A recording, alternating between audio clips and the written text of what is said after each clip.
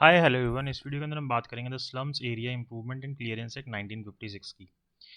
अब ये जो एक्ट है बेसिकली यूनियन टेरिटरीज़ के ऊपर मेनली अप्लाई हुआ और देखा जाए तो ये जो दिल्ली है, दिल्ली के अंदर बेसिकली एग्ज़ाम्स के अंदर आता है, तो उसी पॉइंट ऑफ व्यू से हम इसको कवर करेंगे। इसके अंदर जो हमारा सबसे इंपॉर्टेंट सेक्शन है जिसमें से क्वेश्चन पूछे जाते हैं वो सेक्शन 19 है, जिसके अंदर हम एक दो केस लॉस को भी देखेंगे। इसके अलावा बाकी एक्ट जो है हम थॉरली देखेंगे, बट हम कोई केसेस नहीं देखेंगे क्योंकि उसके अंदर हमें वो कवर करने की ज़रूरत नहीं है। बस हमें एक्ट पता होना चाहिए और इस सेक्शन के कुछ केसेस पता होने चाहिए, तो हमारा ये एक्ट जो है कवर हो जाएगा।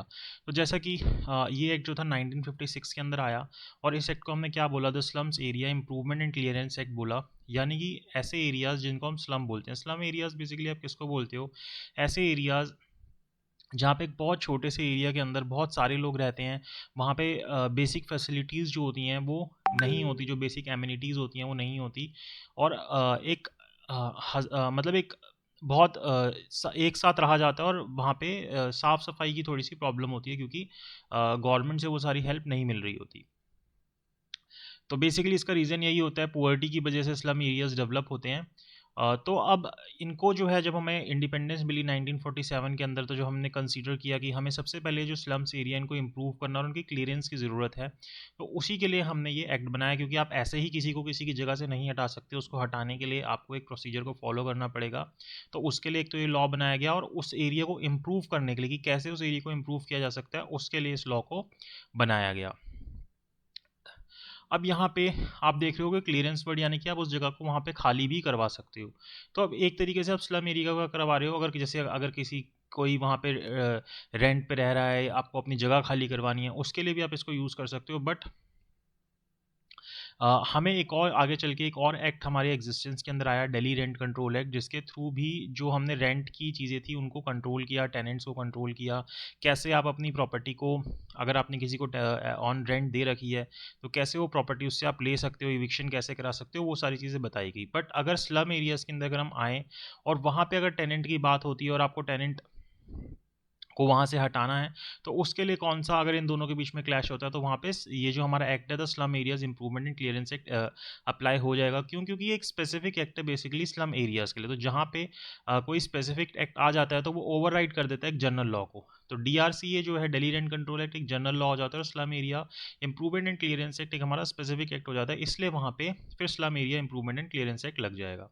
और इस एक्ट के अंदर एक मेजर अमेंडमेंट आई, कौन से ईयर के अंदर, 1964 के अंदर। तो with this span of 9 years हमने एक मेजर अमेंडमेंट देखी इस एक्ट के अंदर 1964 के अंदर।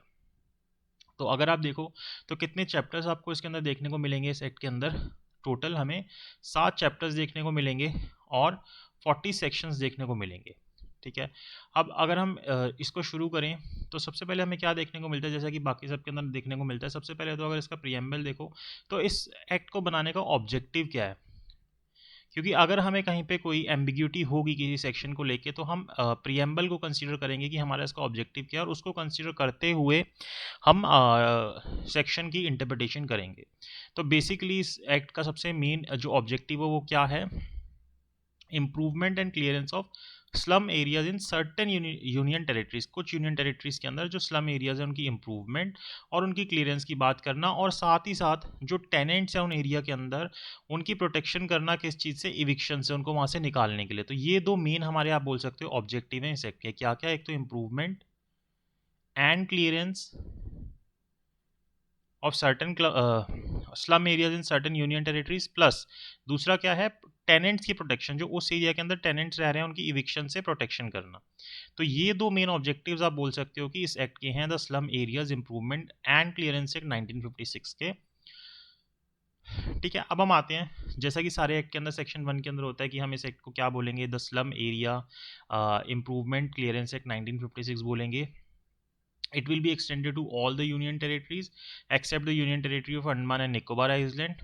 और कब से ये इफेक्ट के अंदर आएगा, जिस दिन हम ऑफिशियल गजट के अंदर निकालेंगे। तो ऑफिशियल गजट के अंदर कब निकाला गया, 8 फरवरी 1957 को, तो तब से ये अप्लाई हो गया। ठीक है। उसके बाद सेक्शन 2 जो है वो डेफिनेशन क्लॉज है।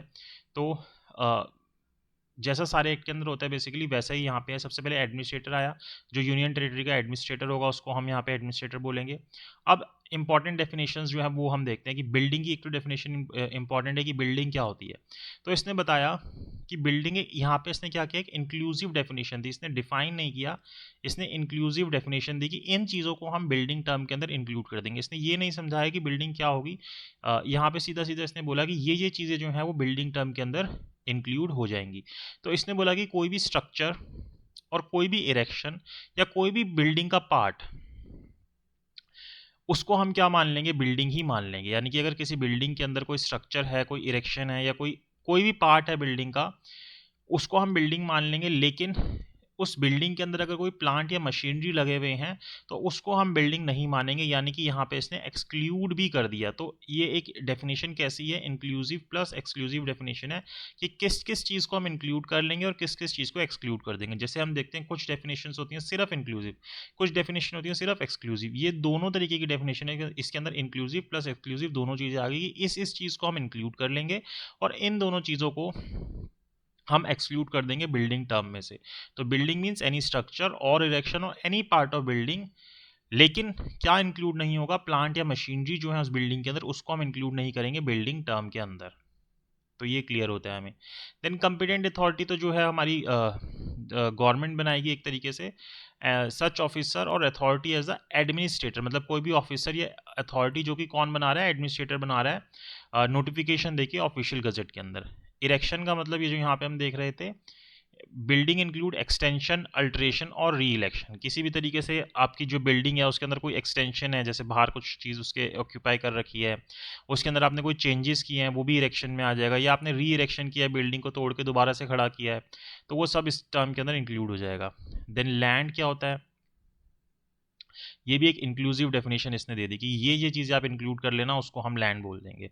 तो लैंड मीन्स कि अगर कोई भी आपको बेनिफिट लैंड में से हो रहे हैं और कोई भी चीज़ जो अटैच्ड है परमानेंटली अर्थ के ऊपर या फास्टेंड है उस चीज़ के ऊपर जो परमानेंटली अटैच्ड है, तो उसको हम लैंड बोल देंगे। यानी कि मान लो अगर कोई वॉल ऐसे खड़ी हुई है तो this is attached to the earth, ठीक है। अब इसके ऊपर एक विंडो यहाँ पे परमानेंटली फास्टेंड हो रखी है, बंधी हुई है ऐसे, तो ये भी क्या है, लैंड टर्म के अंदर इंक्लूड हो जाएगी। तो कोई भी चीज़ जो परमानेंटली अटैच्ड है अर्थ से, प्लस वो जो परमानेंटली चीज़ अटैच है उसके ऊपर अगर कोई चीज़ बंधी हुई है, फास्टेंड है, तो वो भी इस टर्म के अंदर इंक्लूड हो जाएगी और इसको हम क्या बोलेंगे, लैंड बोलेंगे। Occupier, very important definition.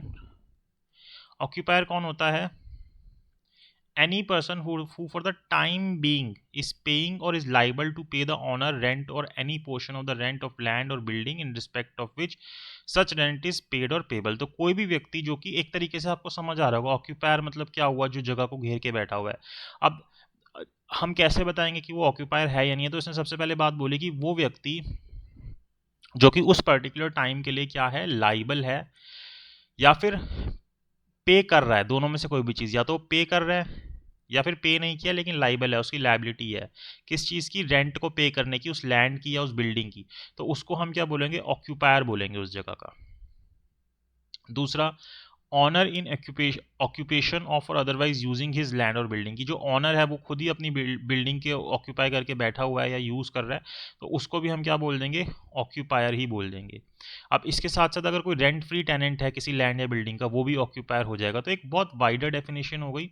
और जब आप दिल्ली रेंट कंट्रोल एक्ट में जाओगे तो वहाँ पे सिर्फ टेनेंट की बात हो रही होगी। यहाँ पे अब देखो रेंट फ्री टेनेंट भी इंक्लूड हो गया कि भाई कोई ऐसा व्यक्ति जिसको हमने बस लैंड ऑक्यूपाई करने के लिए दे रखी है, बिल्डिंग ऑक्यूपाई करने के लिए दे रखी है, and we are not asking or we are not reimbursing any rent from that person, then that person will also included in the definition of occupier।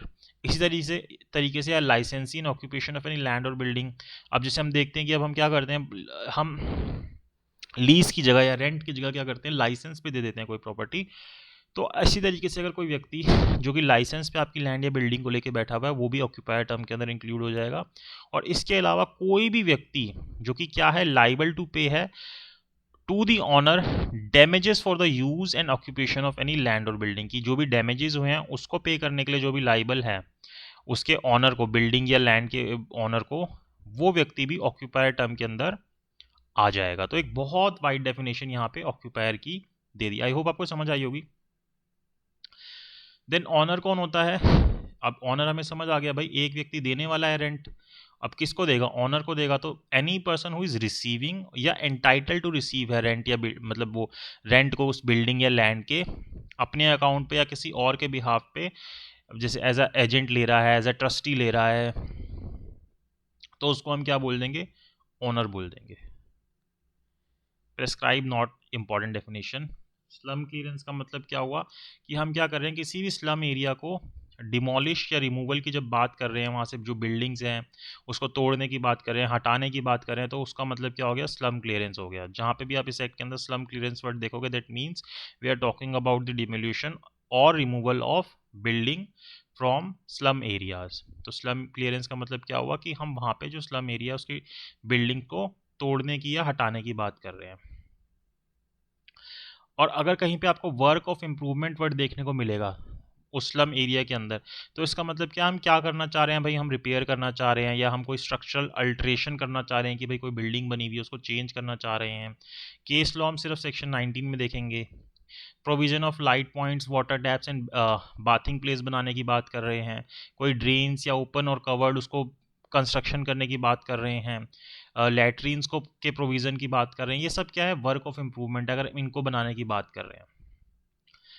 Additional या कोई इम्प्रूव फिक्सचर या fitting करने की बात कर रहे हैं, कोई कोर्ट यार्ड बनाने की बात कर रहे हैं, कोई रबिश को हटाने की बात कर रहे हैं, या कोई और वर्क जिसके अंदर डिमोलिशन ऑफ बिल्डिंग हो रहा है या ये सारी चीज़ें हो रही हैं, वो सब हमारी किसके अंदर आ जाएंगी, वर्क ऑफ इम्प्रूवमेंट के अंदर आ जाएंगी। ये दो इंपॉर्टेंट डेफिनेशन आपको यहाँ पे देखने को मिली। कौन कौन सी, slum clearance and work improvement. तो सबसे इंपॉर्टेंट डेफिनेशन अगर आप देखोगे तो चार हैं, work improvement, slum clearance, owner और ऑक्यूपायर।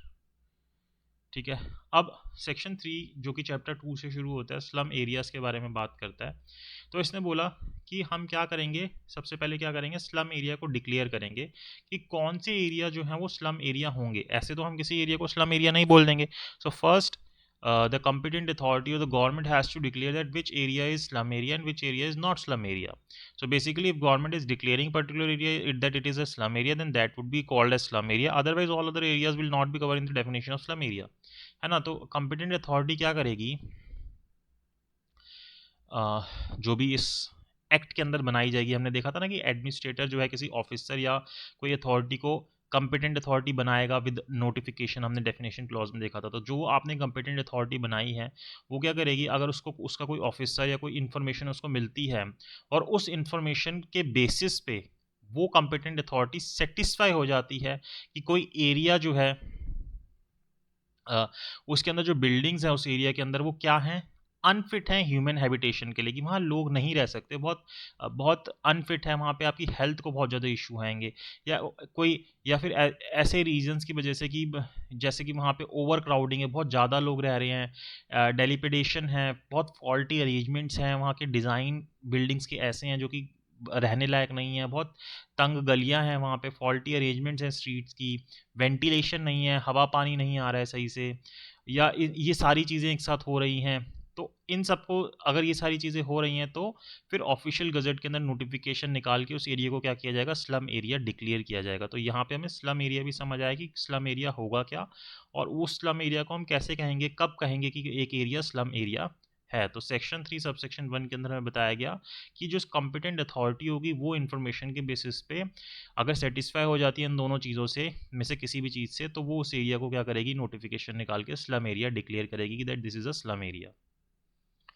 अब सब सेक्शन 2 के अंदर ये बोला कि अब हमें ये डिटरमाइन करना है कि क्या कोई जो ह्यूमन हैबिटेशन है वो अनफिट फॉर ह्यूमन हैबिटेशन है या नहीं है, जो कि हम ये क्लॉज ए के अंदर देख रहे थे कि ये जो है हम बोल रहे हैं कि वो अनफिट फॉर ह्यूमन हैबिटेशन है। तो उसको डिटरमाइन करने के लिए यहाँ पे हमें ये बताया कि आपको इन चीज़ों को देखना होगा कि had to its condition respect to the following matter, that is to say repair, stability, freedom from damp, natural light and air, water supply, drainage, ये सारी चीज़ें हमें देखनी होंगी। And the building shall be deem to be unfit, और उस building को हम अनफिट मान लेंगे अगर ये सारी चीज़ें हैं। And if it is so far defective in one or more of the said matters, कि इनमें से कोई एक चीज़ है या इनमें से कोई, जैसे अब 2 चीज़ें पूरी हो गई या 3 चीज़ें पूरी हो गई, कोई भी 2 चीज़ें पूरी हो गई, इनमें से कुछ भी है, ये सारी चीज़ें हैं और हम ये कह रहे हैं कि वो सूटेबल नहीं है वहाँ पे रहने के लिए, तो उसको हम क्या बोल देंगे, वो अनफिट फॉर ह्यूमन हैबिटेशन है। तो यहाँ पे इसने इसको एक्सप्लेन कर दिया क्लॉज ए को एक तरीके से सबसेक्शन 2 के अंदर, कि कब हम किसी प्लेस को अनफिट फॉर ह्यूमन हैबिटेशन बोलेंगे। तो इस तरीके से हम ये डिक्लेयर करेंगे कि कोई एरिया स्लम एरिया है या नहीं है। तो आई होप आपको ये समझ आया हो अभी सेक्शन 3 के अंदर। Now let's go ahead. अब हम देखते हैं स्लम इम्प्रूवमेंट की बात। अब स्लम इम्प्रूवमेंट की बात आई तो यहाँ पे आप ध्यान रखना, आपने एक डेफिनेशन पढ़ी थी वर्क ऑफ इम्प्रूवमेंट की।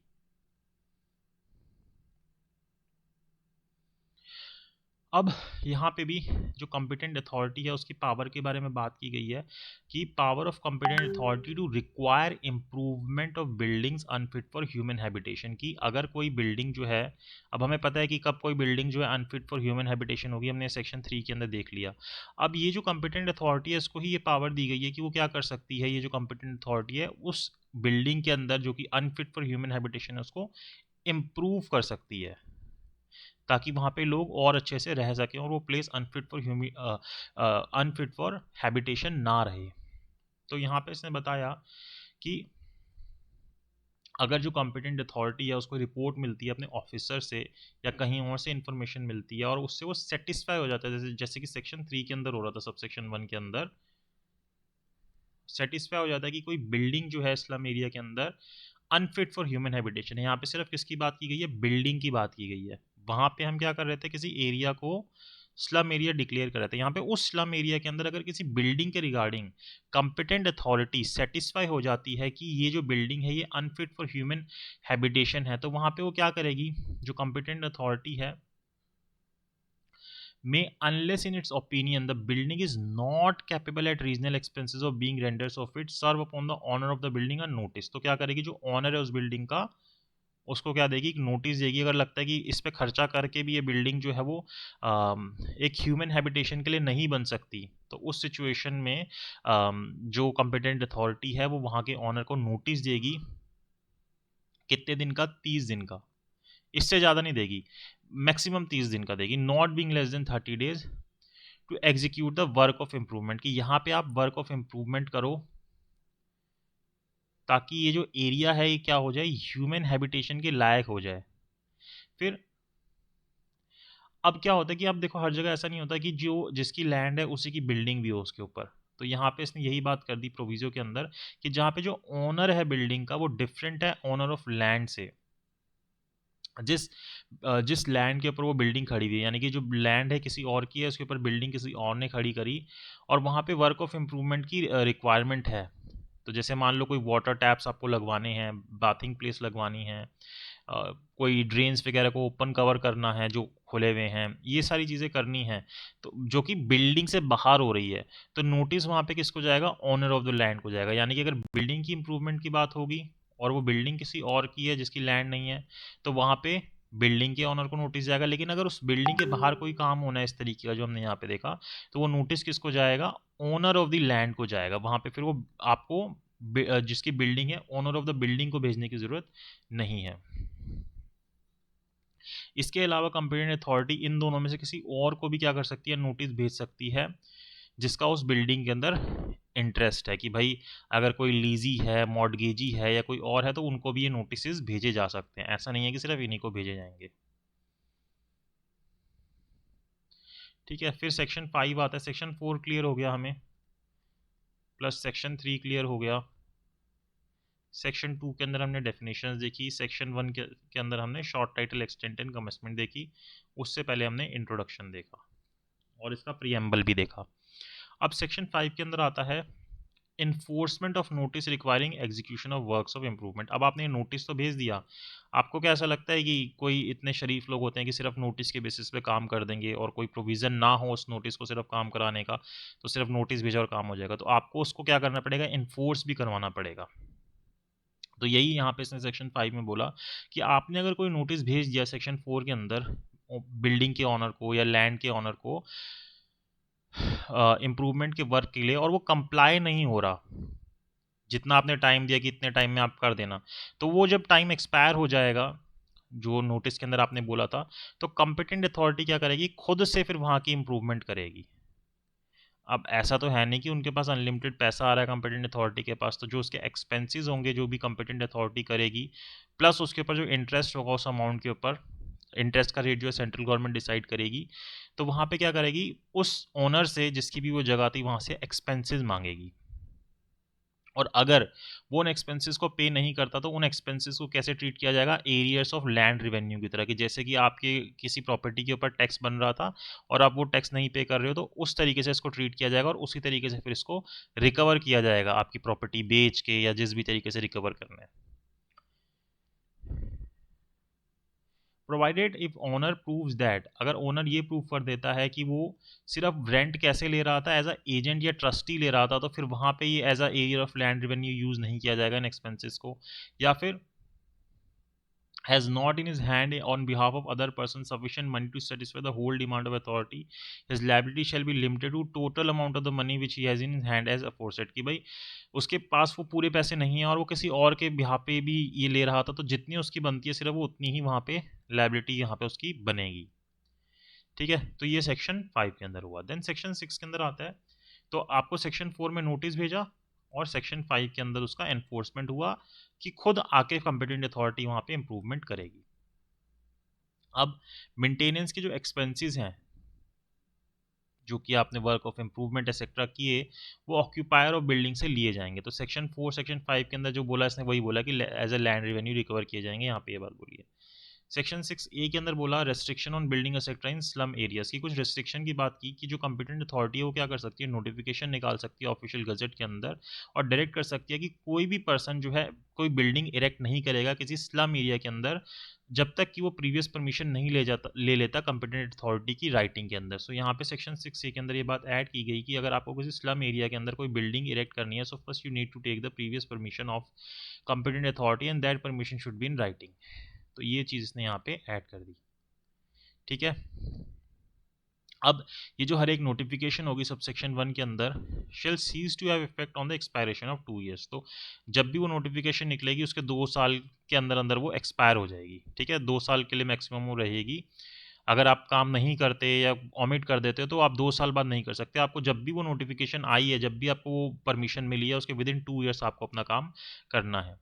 और जो भी व्यक्ति ये परमिशन लेना चाहता है सब सेक्शन 1 के अंदर, उसको एप्लीकेशन जो है राइटिंग के अंदर देनी होगी कॉम्पिटेंट अथॉरिटी की, and then competent authority will consider the application on the basis of circumstances, and then as per its discretion competent authority will either reject or either refuse the application। तो वही यहाँ पे बताया है, competent authority को जब application मिलेगी तो वो इंक्वायरी करेगी उसकी और ये सारी चीज़ों को ध्यान में रखेगी एंड देन अपना ऑर्डर करेगी, या तो परमिशन ग्रांट कर देगी या फिर उसको रिफ्यूज़ कर देगी। और जब दोनों में से जो भी चीज़ करेगी उसको उसके करने से पहले एक रीजनेबल अपॉर्चुनिटी देगी, उस पार्टी को सुनेगी जिसने भी एप्लीकेशन लगाई है, एंड देन फिर एक डिटेल्ड ऑर्डर देगी कि क्यों उसको रिजेक्ट किया जा रहा है। ठीक है, अब कॉम्पिटेंट अथॉरिटी जो है उसकी पावर की बात की गई कि वो क्या कर सकती है, डिमोलिशन ऑफ बिल्डिंग के ऑर्डर भी दे सकती है। अगर उसको ये लगता है कि कोई बिल्डिंग जो है वो अनफिट है ह्यूमन हैबिटेशन की, तो वहाँ पे डिमोलिशन के ऑर्डर हो सकते हैं, मतलब कि उसको तोड़ने की बात हो सकती है। तो जब कॉम्पिटेंट अथॉरिटी सेटिस्फाई हो जाती है अपने ऑफिसर्स या कहीं और की इन्फॉर्मेशन की बेसिस पे, किस बात से सेटिस्फाई हो जाती है कि कोई जो स्लम एरिया है वो अनफिट है ह्यूमन हैबिटेशन के लिए और वो कैपेबल नहीं है रीजनेबल एक्सपेंसेस के बाद भी कि उसको फिट कर दिया जाए, तो वहाँ पे फिर क्या करेंगे, वहाँ पे जो ओनर होगा उसको एक नोटिस भेजा जाएगा उस बिल्डिंग के या उस लैंड के ऑनर को, बेसिकली बिल्डिंग के ऑनर को भेजा जाएगा या फिर कोई भी व्यक्ति जिसका उस बिल्डिंग के अंदर इंटरेस्ट है, चाहे वो लीजी है, मॉर्टगेजी है या कोई भी है, शो कॉज नोटिस भेजा जाएगा जिसके अंदर ये पूछा जाएगा कि क्यों आपकी ये बिल्डिंग को डिमोलिश ना किया जाए, शो कॉज। क्योंकि आपको दूसरे बंदे को सुनना तो ज़रूरी है ना, हमारे कॉन्स्टिट्यूशन या एक आप जनरली लॉ में भी जाओगे तो नेचुरल जस्टिस करना ज़रूरी है, हर जगह पे होगी, एक बेसिक प्रिंसिपल ऑफ लॉ है, तो हमेशा दूसरी पार्टी को सुना जाएगा। तो उसी बेसिस पे यहाँ पे उसको बोला जाएगा कि आप रीज़न बताओगे क्यों हम आपकी जो बिल्डिंग है उसको डिमोलिश ना करें, आपको क्यों लगता है कि ये अनफिट फॉर ह्यूमन हैबिटेशन नहीं है, या क्या आप किस तरीके से इसको इम्प्रूव कर सकते हैं। तो अगर वो वैलिड रीजंस देता है तो वहाँ पे डिमोलिशन नहीं होगा। तो यही बात इसने बता रखी है कि अगर वो जो व्यक्ति है जिसको वो नोटिस दिया गया है सब सेक्शन 1 के अंदर, वो अपीयर होता है कंपिटेंट अथॉरिटी के सामने और अब अपनी बात बताता है जो भी टाइम उसको दिया गया था, या फिर उस पीरियड के अंदर, जैसे उस नोटिस के अंदर अगर बोला गया कि आपको इतने टाइम के अंदर इंप्रूवमेंट करनी है, वो इंप्रूवमेंट वो कर देता है वहाँ पे, और कंपिटेंट अथॉरिटी को लगता है कि हाँ अब ये जो बिल्डिंग है वो अनफिट फॉर ह्यूमन हैबिटेशन नहीं है, यानी कि ह्यूमन हैबिटेशन के लिए फिट हो गई है, या फिर लगता है कि नहीं हुई है, तो वहाँ पे फिर क्या होगा कि अगर वो मतलब एक तरीके से सेटिस्फाई हो गई तो फिर डिमोलिशन के ऑर्डर नहीं होंगे, अगर सेटिस्फाई नहीं हुई है तो फिर वहाँ पे कंपिटेंट अथॉरिटी डिमोलिशन के ऑर्डर दे देगी। तो उसके लिए भी एक टाइम पीरियड दिया गया, कितना, 30 डेज का। तो ये सेक्शन 7 के अंदर बोला है। देन सेक्शन 8 आता है, क्या प्रोसीजर फॉलो किया जाएगा डिमोलिशन के लिए। तो वही वो बताया गया कि जैसे सेक्शन 7 के अंदर अगर ऑर्डर हुए डिमोलिशन के, तो जो भी ऑनर ऑफ द बिल्डिंग है या जो भी व्यक्ति है जिसका भी उसके अंदर इंटरेस्ट इन्वॉल्व है, उसको उस बिल्डिंग को डिमोलिश करना है जो भी टाइम पीरियड उसको दिया गया उसके अंदर अंदर। और अगर बिल्डिंग डिमोलिश नहीं होती जो कंपिटेंट अथॉरिटी ने उसको टाइम बताया था उसके अंदर, तो फिर जो कंपिटेंट अथॉरिटी है वो उस बिल्डिंग के अंदर एंटर करेगी और उस बिल्डिंग को क्या करेगी, खुद से डिमोलिश करेगी और उसके अंदर जो भी सामान होगा उसको बेचेगी और अपने एक्सपेंसेस को निकालेगी उसमें से। और जो भी एक्सपेंसेस है उसको as a arrear of land revenue ही माना जाएगा, जिसे ऊपर भी माना जा रहा था। ठीक है, चैप्टर 3 खत्म हुआ, जो कि हमने जिसके अंदर पूरे चैप्टर के अंदर, अगर चैप्टर 3 को आप देखोगे तो स्लम इंप्रूवमेंट की बात की है। देन चैप्टर 4 स्टार्ट होता है स्लम क्लियरेंस एंड रीडेवलपमेंट की, जहाँ पे बात होती है कि अब यहाँ पे आपका स्लम को क्लियरेंस होगी या फिर स्लम की रीडेवलपमेंट होगी।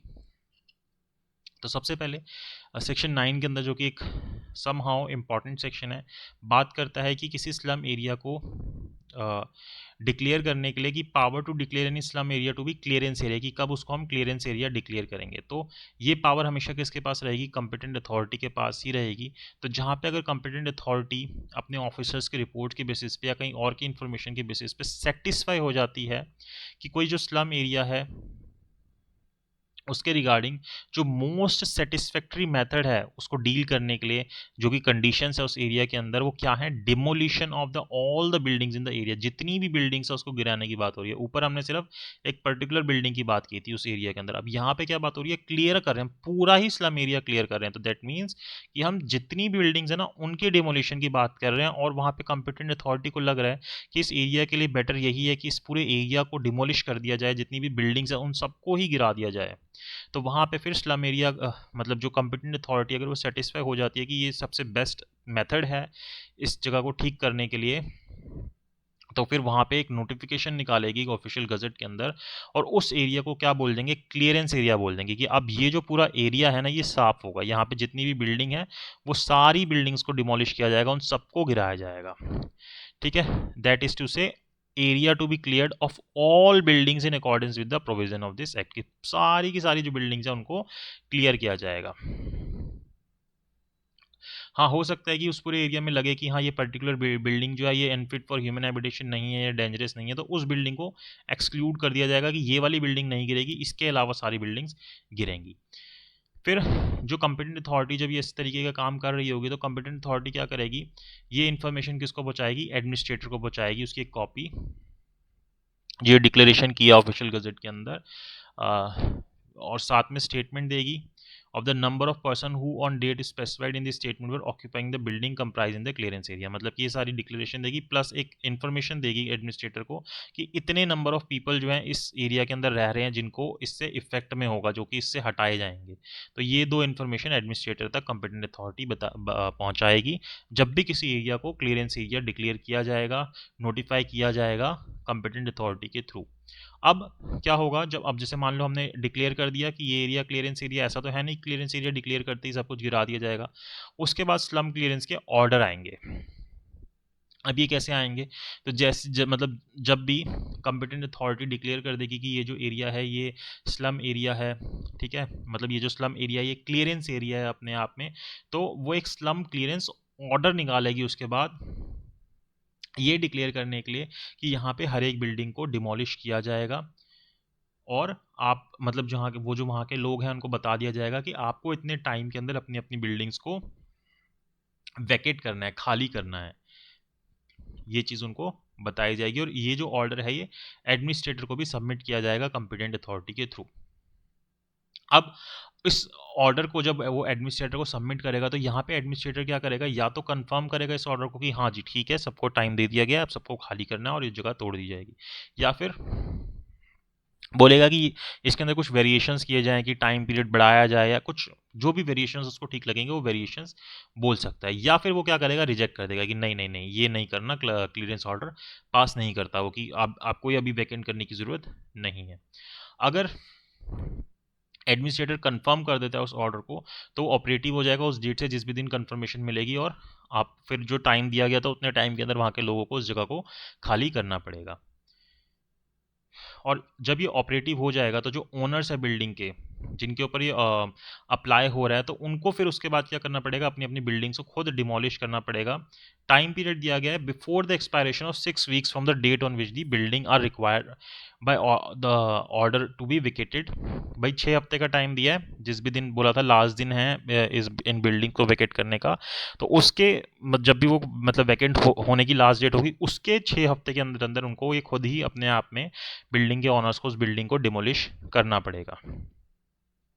या फिर मान लो ज़्यादा टाइम दे दिया तो वो 6 हफ्ते से ज़्यादा का टाइम भी मिल सकता है, तो मतलब जो भी टाइम है उसके अंदर उनको फिर वो करना पड़ेगा। जैसे मान लो 1 तारीख को ये ऑर्डर निकला कि आप सबको 15 तारीख तक अपनी अपनी ये जो प्रॉपर्टी है वैकेंट करनी है, तो इस 15 तारीख से क्या होंगे, 6 हफ्ते के अंदर अंदर जितने भी वहाँ के ऑनर्स होंगे बिल्डिंग के, उनको ये जो बिल्डिंग है वो अपनी खुद ही डिमोलिश करनी पड़ेगी। 6 हफ्ते के अलावा अगर कॉम्पिटेंट अथॉरिटी चाहे तो वो एक्स्ट्रा टाइम भी दे सकते हैं कि 7 हफ्ते में कर लेना, 10 हफ्ते में कर लेना, तो that depends upon the sole description of competent authority, यहाँ बताया गया है। और अगर बिल्डिंग डिमोलिश नहीं होती उस टाइम के अंदर तो सीधी सी बात है, जैसे हमने ऊपर पढ़ा था, कि वहाँ पे फिर कॉम्पिटेंट अथॉरिटी खुद एंटर करके डिमोलिश करेगी और जितना सामान होगा बेचेगी, और ये बेच के जो एक्सपेंसेस अपने होंगे वो बियर करेगी उसके थ्रू, और अगर कुछ बचता है तो उन एक्सपेंसेस को एरियर ऑफ लैंड रेवेन्यू की तरह रिकवर किया जाएगा। इस तरीके से जगह को तोड़ दिया। सब सेक्शन 7 जो कि 1964 में ऐड हुआ था, उसके अंदर बोला गया कि जब जहाँ पे जैसे ये स्लम क्लियरेंस ऑर्डर जो है वो ऑपरेटिव हो जाएंगे, तो जो ओनर ऑफ द लैंड है जिसके ऊपर ये अप्लाई हो रखा है कि भाई उनको ये स्लम एरिया को डिमोलिश करना है अपनी अपनी बिल्डिंग्स को, वो क्या कर सकते हैं, may apply which the order applies may redevelop the land in accordance with the plans approve by the competent authority, कि वो अपनी उस बिल्डिंग को रीडेवलप भी कर सकते हैं, and subject to restriction and conditions, जो भी कंडीशन रिस्ट्रिक्शन लगा रखी हैं उसके बेसिस पे।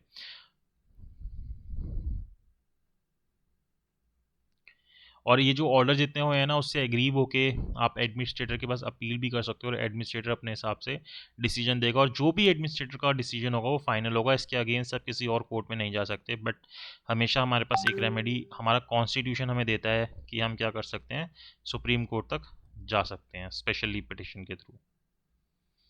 फिर कॉम्पिटेंट अथॉरिटी की पावर है रीडेवलप क्लियरेंस एरिया, जो हमने ऊपर पढ़ा, ठीक है, तो वो रीडेवलप कर सकता है उस एरियाज़ को। देन चैप्टर 5 आता है सेक्शन 12 से एक्विजिशन ऑफ लैंड, की लैंड को कैसे आपके एक्वायर किया जाएगा। अगर कोई particular area central government acquire करना चाहती है किसी प्रोजेक्ट के लिए, वहाँ से रोड निकल रही है, कुछ निकल रहा है, तो उसके लिए बात बताई गई है यहाँ पे। तो कॉम्पिटेंट अथॉरिटी के बेसिस पे अगर सेंट्रल गवर्नमेंट को ये लगता है कि in order to enable the authority to execute any work of improvement, की जो ये कॉम्पिटेंट अथॉरिटी है इसको कोई वर्क ऑफ इम्प्रूवमेंट करना है किसी बिल्डिंग से रिलेटेड किसी स्लम एरिया के अंदर, या रीडेवलप करना है किसी क्लियरेंस एरिया को, और वहाँ पे ज़रूरी है कि जो उसके आसपास की जगह है, जैसे मान लो ये एक यहाँ पे एक स्लम एरिया है, ठीक है, अब इसके आसपास की ये जगह है, इसके यहाँ पे ये जगह है, ये जगह है, अब यहाँ पे क्या करना है, इसकी रीडेवलपमेंट के लिए, इम्प्रूवमेंट के लिए यहाँ से एक रोड निकालनी है या यहाँ से एक ड्रेन निकालना है, तो यहाँ पे वो कैसे निकाला जाएगा, तो उसके लिए हमें क्या करना पड़ेगा, इस जगह को घेरना पड़ेगा। ये प्रॉपर्टी किसी की तो होगी ना, किसी ना किसी लोगों की तो होगी, तो उसको हम कैसे अक्वायर करेंगे उसके बारे में बता रखा है। तो वो पावर सेंट्रल गवर्नमेंट को दे रखी है, लेकिन सेंट्रल गवर्नमेंट ऐसा कब करेगी, सेंट्रल गवर्नमेंट को थोड़ा ना पता चल रहा है कि ऐसा ऐसा यहाँ पे हमें ये करना है, तो सेंट्रल गवर्नमेंट को कौन बताएगा, कॉम्पिटेंट अथॉरिटी बताएगी कि यहाँ पे हमें इस एरिया को डेवलप करना है जो कि स्लम एरिया के अंदर है, जिसके लिए हमें ये वाली लैंड जो है एक्वायर करनी है। तो जो सेंट्रल गवर्नमेंट है जब उसको बताया जाएगा तो सेंट्रल गवर्नमेंट बोलेगी ठीक है आप सही कह रहे हो, तो वो एक ऑफिशियल गजट के अंदर नोटिफिकेशन निकालेगी और उस एरिया को एक्वायर कर लेगी कि ये वाली लैंड जो है हमारी, ये वाली लैंड जो है हम ये एक्वायर कर रहे हैं।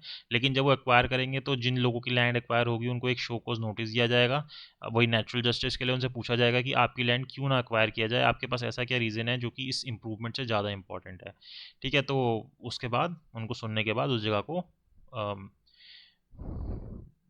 वो क्या कहते हैं एक्वायर कर लिया जाएगा और उस लैंड को फ्री फ्रॉम ऑल इनक्यूम्ब्रेंसेस, मतलब कोई भी उसके ऊपर लोन वगैरह कुछ भी हो सबसे फ्री मान लिया जाएगा। फिर ये जो लैंड एक्वायर होगी उसको फिर कॉम्पिटेंट अथॉरिटी को सेंट्रल गवर्नमेंट के द्वारा दे दिया जाएगा। अब जिन लोगों की लैंड ली जाएगी उनको कुछ कंपनसेशन भी दिया जाएगा, तो जिन भी लोगों की लैंड ली जाएगी जिनका उनके अंदर इंटरेस्ट इन्वॉल्व था वो एंटाइटल रहेंगे सेंट्रल गवर्नमेंट से किस चीज़ के लिए, कंपनसेशन के लिए, तो उनको कंपनसेशन मिलेगा। अब कंपनसेशन कैसे मिलेगा वो हमें सेक्शन 15 के अंदर बता रखा है। तो equal to 60 times the average net monthly income actually drive from such land building in the period of 5 consecutive years immediately, मतलब कि जो उससे पहले 5 साल थे ना, 5 ईयर्स थे जब भी आपकी लैंड एक्वायर हुई, उसकी एवरेज जो पिछले 5 साल की इनकम थी इन 5 साल की, उसका 60 टाइम्स जो है आपको दिया जाएगा। ये चीज़ इसने यहाँ पे बताई है। तो पिछले 5 साल में जितनी भी इनकम हुई है उसका टोटल करके, जैसे मान लो पिछले 5 साल में 5 लाख इनकम हुई, हर एक साल 1-1 लाख इनकम हुई, हम ऐसे मान लेते हैं। ठीक है, इसने यही बोला है average monthly income, net average monthly income actually drive from such land building period 5 consecutive years. अब हमें इसकी हर एक महीने की इनकम को एवरेज करना पड़ेगा, तो एक जनरली बता देता हूँ, जैसे आप इसको 5 साल से ही सीधा कर लो। वैसे तो हमें इसको कैसे करना चाहिए था, 12 के हिसाब से करना चाहिए था, 60 से डिवाइड करना चाहिए था, बट ठीक है हम ऐसे ही करते हैं, 5 से करते हैं। फिर मान लो 1 लाख आया, 1 लाख का आप 60 टाइम्स कर दो, कितना हो गया 60 लाख हो गया, तो आपको 60 लाख जो है उसका कंपनसेशन मिलना चाहिए। और ये इसके लिए ज़्यादा कैलकुलेशन के लिए इसके पीछे जाओगे एक्ट के, तो वहाँ पे शेड्यूल दे रखा है, उसके हिसाब से ये कैलकुलेशन होती है। ठीक है, और अगर आप मान लो एग्री नहीं हो जो आपको अमाउंट मिल रहा है कि भाई आपकी नेट एवरेज मंथली इनकम गलत डिटरमाइन की गई है, तो उसके अगेंस्ट आप क्या कर सकते हो, अपील में जा सकते हो एडमिनिस्ट्रेटर के पास 30 दिन के अंदर अंदर, जब भी आपको पता चला है जो नोटिस मिला है आपको उसके विदिन 30 डेज आपको जाना होता है। फिर वो दोबारा देखेगा आपकी चीज़ों को, और जो भी अपील के अंदर एडमिनिस्ट्रेटर का डिसीजन होगा वो फाइनल होगा, and you can not approach to any other court, कहीं और अपील में आप नहीं जा सकते। ठीक है, और कोई सेपरेट कंपनसेशन नहीं मिलेगा किसी बिल्डिंग के रिगार्डिंग अलग से। अब मान लो जो हमने ऊपर कंसेप्ट देखा था कि लैंड किसी की है, बिल्डिंग किसी की है, तो वहाँ पे फिर क्या करना पड़ेगा, अपोर्शन करना पड़ेगा कि किसको कितना कंपनसेशन मिलेगा, किसकी लैंड की वैल्यू कितनी थी, बिल्डिंग की वैल्यू कितनी थी, उस हिसाब से होगा। तो अपोर्शनमेंट ऑफ कंपनसेशन की बात भी करें कि बहुत सारे लोग थे जो कि इंटरेस्टेड थे उस प्रॉपर्टी के अंदर, तो वहाँ पे फिर देखा जाएगा कि किसका कितना इंटरेस्ट इन्वॉल्व था, उस हिसाब से फिर बांटा जाएगा कि किसको कितना इसके अंदर कंपनसेशन में से अमाउंट मिलना चाहिए। फिर जो कंपनसेशन का अमाउंट है वो सेम कोर्ट में सबमिट होता है, कोर्ट फिर आगे देती है जो भी अमाउंट देना होता है। और ये वही सब पावर दे रखी है कि जो कॉम्पिटेंट अथॉरिटी है उसके पास, जो सीपीसी के अंदर सिविल कोर्ट के पास पावर होती है, वो सारी की सारी पावर्स होंगी ये डिटरमाइन करने के लिए कि कितना कंपनसेशन बनना चाहिए, तो वो सारी बात यहाँ बता दी। देन सेक्शन फिर आता है चैप्टर 6 जिसके अंदर protection of tenant in slum areas from eviction की बात की गई है। अब यहाँ पे सिर्फ किसके बारे में बात की गई है, जो स्लम एरियाज के अंदर टेनेंट है, ऑक्यूपायर्स की बात नहीं हो रही। ठीक है, यहाँ पे सिर्फ किसकी बात होगी, टेनेंट्स की बात होगी, क्योंकि टेनेंट के लिए बोला है। तो सेक्शन 19 के अंदर हम यहाँ पे मैंने लिखा भी है कि only tenant not occupier, occupier की बात नहीं हो रही, सिर्फ किसकी बात होगी, टेनेंट्स की बात होगी। अब ये बोलता है कि अगर आपको किसी टेनेंट को इविक्ट करना है तो आप इविक्शन ऐसे नहीं कर सकते, first you have to take the permission of competent authority, if competent authority will allow then only you will be allowed to make eviction of any tenant. So if you want to evict any tenant, आपको पहले क्या करना पड़ेगा, competent authority की permission लेनी पड़ेगी, और वो परमिशन आपको राइटिंग के अंदर लेनी पड़ेगी। अब इसने 2 कंडीशन बताई, क्योंकि हमें जैसा कि पता है 1964 के अंदर अमेंडमेंट हुई थी, तो इसने बोला कि अगर आपका सूट इविक्शन का ये 1964 की अमेंडमेंट के बाद इंस्टीट्यूट हो रहा है, तो वहाँ पे भी आपको राइटिंग में कॉम्पिटेंट अथॉरिटी की परमिशन लेनी है, या फिर अगर आपके पास कोई डिक्री या कोई ऑर्डर वगैरह है जो कि आपने 1964 की अमेंडमेंट से पहले ले लिया था, उसके बावजूद भी आपको क्या करना पड़ेगा, कॉम्पिटेंट अथॉरिटी की राइटिंग के अंदर परमिशन लेनी पड़ेगी उसको एविक्शन करने के लिए। ये चीज़ इसने यहाँ पे बता रखी है। और ये जो सेक्शन 19 सब सेक्शन 1 के अंदर हम देख रहे हैं ना, ए बी, ये जो चीज़, ये अपने आप में कोई ग्राउंड नहीं है एविक्शन का कि हम इसको ग्राउंड मान लिए, सिर्फ एक स्टेप्स बता रखे हैं कि किस प्रोसीजर को फॉलो करेंगे इविक्शन करने के लिए स्लम एरियाज़ के अंदर। तो अगर स्लम एरिया के अंदर अगर इविक्शन की बात होगी तो वहाँ पे हम दिल्ली रेंट कंट्रोल एक्ट को नहीं फॉलो करेंगे, वहाँ पे हम द स्लम एरियाज जो क्लियरेंस एंड इंप्रूवमेंट एक्ट है उसका सेक्शन 19 को यूज़ करेंगे वहाँ के टेनेंट्स को इविक्शन करने के लिए, उनको निकालने के लिए, अगर आपको निकालना है तो। ठीक है। और एक आगे चलते हैं फिर, और ये वाला केस भी नाम भी पढ़ लेंगे क्या है इसके अंदर। तो जब आप राइटिंग में परमिशन लोगे तो उसके लिए आपको एक एप्लीकेशन देनी पड़ेगी कंपिटेंट अथॉरिटी को, जिसके अंदर आप अपनी सारी बात बताओगे, और फिर वो एक जो कंपिटेंट अथॉरिटी है वो एक समरी इंक्वायरी करेगी, सर्कमस्टांसिस को देखेगी और सामने वाले को भी सुनेगी कि उसकी क्या बात है, क्या कहना चाहते हैं। देन उसके बेसिस पे वो ग्रांट या रिफ्यूज़ करेगी कि उसको परमिशन देनी है या नहीं देनी है उस लैंड की इविक्शन के लिए। और जब वो परमिशन दे रही होगी या रिफ्यूज़ कर रही होगी तो किन फैक्टर्स को ध्यान में रखेंगे। तो ये जो सबसेक्शन 4 था ये 1964 के बाद ही ऐड हुआ था, पहले ये फैक्टर्स नहीं थे। It was solely upon the discretion of competent authority कि वो अलाउ करेंगे या नहीं करेंगे, बट ये फिर ग्राउंड ऐड किए गए जिससे कि और क्लियर हो गया। और ये ग्राउंड अपने आप में मैंडेटरी एंड एग्जॉस्टिव है, जिन बेसिस पे फैक्टर्स हैं, जिन बेसिस पे ये डिसाइड होता है, कंपिटेंट अथॉरिटी डिसाइड करती है कि हमें परमिशन देनी है या नहीं देनी है। तो ये देखते हैं कि क्या कोई अल्टरनेटिव अकोमोडेशन है उस टेनेंट के पास या नहीं है। और दूसरी बात, क्या वो एविक्शन जो है वो इम्प्रूवमेंट के हित में है, मतलब उससे इम्प्रूवमेंट होगा या नहीं होगा, या clearance of the slum area होगा या नहीं होगा। तो इन दोनों चीज़ों को देखते हैं, या कोई और फैक्टर्स जो भी उनको ठीक लगते हैं या प्रेस्क्राइब किए जाते हैं गवर्नमेंट के थ्रू, तो उनको भी देख लेते हैं। और उसके बाद डिसाइड करते हैं कि या हमें ये जो एप्लीकेशन है जो कि लीव है हमें अलाउ करनी है या नहीं करनी है इनको इविक्शन की। ठीक है। तो ये एक CR Abrol versus admin under slum area 1970 का केस है, उसके अंदर ये बोला गया कि आपको ये सारे के सारे एक साथ होना ज़रूरी नहीं है कि ये भी हो प्लस ये भी हो, ये भी हो, तभी आप ग्रांट करोगे, अदरवाइज रिफ्यूज़ कर दोगे। तो all need not to fulfil together, इनमें से कोई एक भी हो रहा है तो वहाँ पे अगर लगता है कि ग्रांट करना चाहिए तो ग्रांट कर देंगे। तो ऐसा ज़रूरी नहीं है कि सबको एक साथ ही होना ज़रूरी है। और अगर वो रिफ्यूज़ करते हैं तो उसका रीज़न देते हैं ब्रीफ के अंदर कि क्यों रिफ्यूज़ कर रहे हैं आपकी एप्लीकेशन को, और उसकी कॉपी जो है एप्लीकेंट को फ्री में फर्निश की जाती है। और साथ ही साथ ये भी बताया गया कि जो सेक्शन 19 है वो अपने आप में अनकॉन्स्टिट्यूशनल नहीं है, जबकि ये जो केस था 1961 का था, Jyoti Prasad versus the administrator of union territory of Delhi, जिसके अंदर ये बोला गया कि जो सेक्शन 19 है वो अनकॉन्स्टिट्यूशनल नहीं है, क्योंकि इसके अंदर यही बोला गया था कि इसके अंदर आपने एक डिस्क्रिप्शन दे रखी है कंपिटेंट अथॉरिटी को कि वो आपकी लीव को अलाउ करेगा या नहीं करेगा। बट जब 1964 के अंदर ये ग्राउंड्स 4 ऐड कर दिए गए तो उससे और मतलब फैक्टर्स जिनको आप बोल सकते हो, ये सब सेक्शन 4 वाले ये ऐड कर दिए गए, जिसके कारण ये एक एलोबरेटिव चीज़ हो गई जिसके अंदर वो इन चीज़ों को ध्यान में रखते हैं जब वो इविक्शन की एप्लीकेशन को डिसाइड करते हैं। तो ये सेक्शन अपने आप में अनकॉन्स्टिट्यूशनल नहीं है। फिर अपील के लिए आप जा सकते हो, हमें पता ही है कि किसके पास जाओगे, एडमिनिस्ट्रेटर के पास जाओगे और उनकी जो भी डिसीजन होगा वो फाइनल होगा, उसके बाद आप किसी और कोर्ट के अंदर नहीं जा सकते। देन सेक्शन 20A आता है जिसके अंदर बोला गया कि restoration of position of premises vacated by a tenant, की कोई अगर जो प्रीमाइसेस अगर किसी टेनेंट ने वेकेट किया है तो उसको आप रिस्टोर उसका पोजीशन करोगे, उसको वापस दोगे। तो मान लो कि अगर कोई टेनेंट जो है किसी बिल्डिंग को ऑक्यूपाई करके बैठा हुआ है किसी स्लम एरिया के अंदर, बेसिकली हम स्लम एरिया की बात कर रहे हैं, और वो किसी बिल्डिंग को वैकेट करता है या खाली करता है किस बेसिस पे कि ये जो बिल्डिंग है वहाँ पे कोई वर्क ऑफ इम्प्रूवमेंट करना है या कोई री इलेक्शन करना है किसी बिल्डिंग का, इन बेसिस पे। तो वो क्या करता है, वहाँ पे एक डिक्लेरेशन फाइल करनी पड़ती है, मतलब जो ये होता है ऑनर होता है उसको कि कंपिटेंट अथॉरिटी के सामने कि वो जो जो भी वहाँ पे जो लोग रह रहे हैं, जो टेनेंट्स हैं, उनको जिनको रिप्लेस कर रहा है वहाँ से वर्क ऑफ इम्प्रूवमेंट या री इरेक्शन के लिए, जो भी जैसी भी सिचुएशन है उसके लिए, तो उसको डिक्लेरेशन देनी पड़ती है कि भाई मेरा जो काम है वो इतने टाइम में हो जाएगा, वर्क ऑफ इम्प्रूवमेंट, वो सारे एस्टिमेट कॉस्ट वगैरह के देने पड़ते हैं।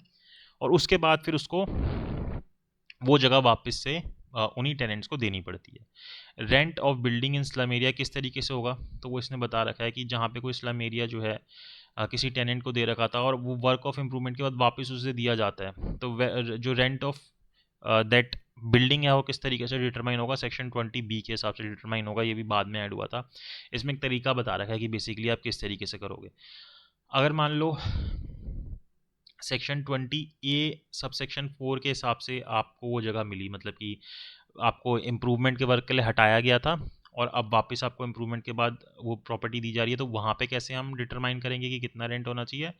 और जहाँ पे सेक्शन 20A सब सेक्शन 4 नहीं हो रहा, मतलब कि अब नए नए आए हो उस जगह पे, तो वहाँ पे कैसे रेंट डिटरमाइन होगा? तो पहले ये वाला दे रखा है कि जब नए नए आए हो तो उसके लिए बोल रखा है कि जो भी आपके ऊपर अगर कोई जनरल लॉ अप्लाई हो रहा है तो उसके हिसाब से करोगे, अगर कोई जनरल लॉ नहीं है तो जो जिस भी चीज़ के ऊपर आप एग्री हो रहे हो उस हिसाब से, मतलब दोनों आपस में एग्री हो रहे हो, वो वाला रेंट होगा। और अगर आपके ऊपर section 20A sub section 4 apply हो रहा है, यानी कि आपने जगह खाली करी थी वर्क ऑफ इम्प्रूवमेंट के लिए और अब आप उस जगह को घेरना चाहते हो, मतलब वापस लेना चाहते हो, तो उसके लिए यहाँ पे इसने एक तरीका बता रखा है कि आपको किस तरीके से डिटरमाइन करना होगा।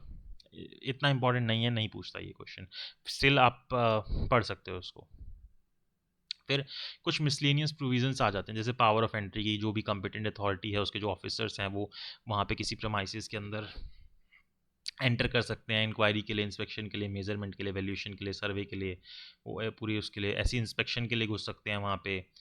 और उसके आसपास की जो जगहें हैं उसमें भी घुस सकते हैं अगर किसी पर्टिकुलर एरिया में वर्क इन प्रोग्रेस चल रहा है, ठीक है। और आपको बिल्डिंग के किसी के दरवाजे तोड़ने हैं, खिड़की तोड़नी है, वो सारी परमिशन भी है, ठीक है। लेकिन ये सब आपको डे टाइम में करना होगा, before sunrise and after sunset आप ये सारे काम नहीं करोगे।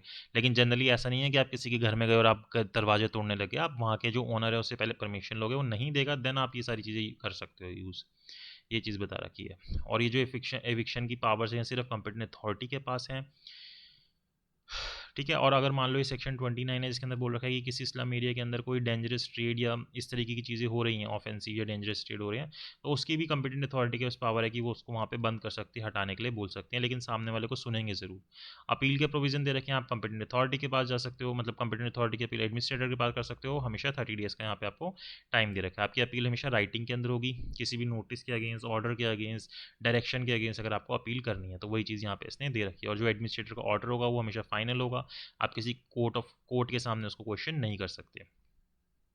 कोई भी जो कंपिटेंट अथॉरिटी के नोटिस होंगे वो कैसे सर्विस होंगे, तो उसने ये बता रखा है कि आप बाय पोस्ट उनको भेजोगे, और अगर वहाँ पे कोई नहीं है जिसको आप भेज रहे हो तो उसको आप चिपका दोगे उस नोटिस को। कहाँ पे चिपकाओगे? जहाँ पे भी वो व्यक्ति लास्ट में रह रहा था, या जहाँ पे भी वो बिजनेस कर रहा था, या अगर उसका कोई अडल्ट मेल मेंबर फैमिली के अंदर है, कोई सर्वेंट है उसकी फैमिली का, उसको भी आप दे सकते हो, या किसी कॉन्स्पिशियस पार्ट ऑफ बिल्डिंग के ऊपर भी उसको लगा सकते हो, तो उसको सर्व मान लिया जाएगा, ठीक है।